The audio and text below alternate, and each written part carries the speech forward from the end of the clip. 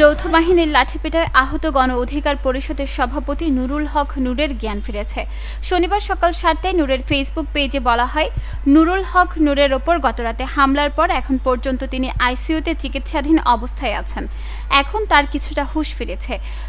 নূরের চিকিৎসায় শুক্রবার রাতে সর্বোচ্চ পর্যায়ের মেডিকেল বোর্ড গঠন করা হয়েছে বলে জানিয়েছেন ঢাকা মেডিকেল কলেজ হাসপাতালের পরিচালক ব্রিগেডিয়ার জেনারেল মোহাম্মদ আসাদুজ্জামান। তিনি বলেন, নুরুল হকের মাথায় আঘাত রয়েছে, তার নাকের হাড় ভেঙে গেছে, যে কারণে অনেক রক্তক্ষরণ হয়েছিল। তার রক্তক্ষরণ আগেই বন্ধ হয়েছে ও জ্ঞান ফিরেছে। তবে 48 ঘন্টার আগে নুরুল হক আশঙ্কামুক্ত সেটি বলা সম্ভব নয়।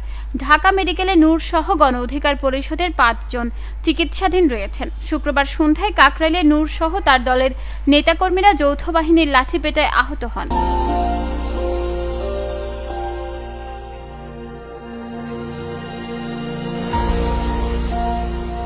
গণ অধিকার পরিষদের দাবি, তাদের মিছিলে পেছন থেকে হামলা করেছে জাতীয় পার্টি।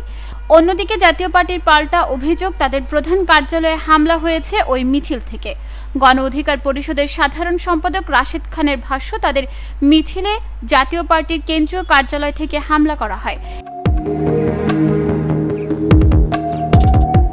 এর প্রতিবাদে মশাল মিছিল শেষে সংবাদ সম্মেলনের সময় পুলিশ ও সেনাবাহিনীর সদস্যরা তাদের লাঠিপেটা করে। এতে তাদের শতাধিক নেতাকর্মী আহত হয়েছেন। নূর সহ আহতদের প্রথমে কাকরাইল ইসলামী ব্যাংক হাসপাতালে নেওয়া হয়। পরে রাতে নূরকে ঢাকা মেডিকেল কলেজ হাসপাতালে হস্তান্তর করা হয়। তার নাকে গুরুতর আঘাত রয়েছে। এদিকে রাতে নূরকে দেখতে গিয়ে বিক্ষোভের মুখে পড়েন আইন উপদেষ্টা আসিফ নজরুল। ভুয়া ভুয়া স্লোগান আর তেরে আসা নেতাকর্মীদের ক্ষোভের মুখে আসিফ নজরুলকে অনেকটা লুকিয়ে হাসপাতাল থেকে বের হতে হন। ঢাকা মেডিকেল কলেজ হাসপাতাল পুলিশ ফাঁড়ির ইনচার্জ মোহাম্মদ ফারুক বলেন, উপদেষ্টা স্যার হাসপাতালে আসার পর কিছুটা উত্তেজনা তৈরি হয়। এরপর বাগান গেট দিয়ে বের হয়ে যান।